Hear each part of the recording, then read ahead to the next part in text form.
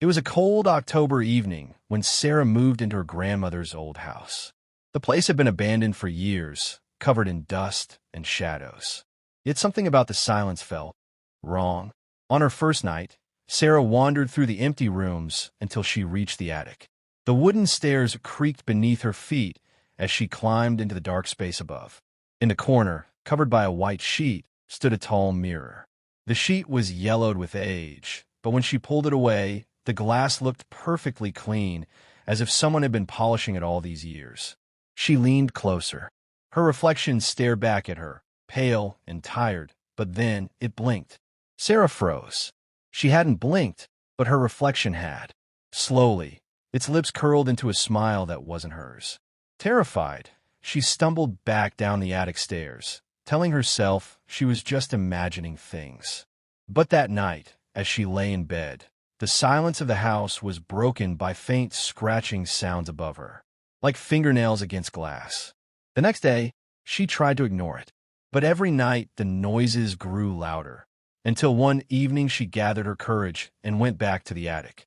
The mirror was uncovered now, though she swore she had placed the sheet back on it. This time, her reflection didn't move. Instead, there was another figure standing behind it, a tall, shadowy silhouette with glowing eyes, looming directly behind her reflection. Sarah spun around. Nothing was there. When she turned back, her reflection was still smiling, and the shadow behind her was closer. Her breath caught in her throat. She ran down the stairs, slammed the attic door, and locked it tight. But no matter where she went in the house, she could feel it watching her.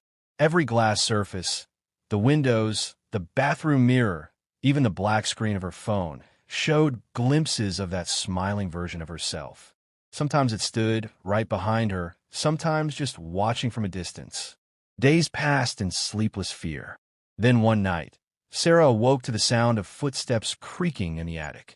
The air grew cold, and she knew she was no longer alone. Grabbing her flashlight, she crept upstairs, her hands trembling. The attic was pitch black, except for the mirror, which now glowed faintly in the darkness. As she approached, her reflection stepped out of sync. It tilted its head when she didn't. It raised its hand when hers was still.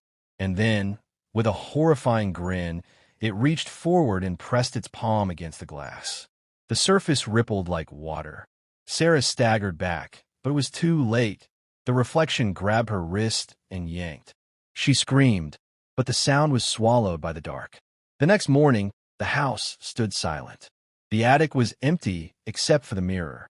And in that mirror stood Sarah, pounding her fists against the glass, her eyes wide with terror, as her reflection, the smiling version, walked away in her place.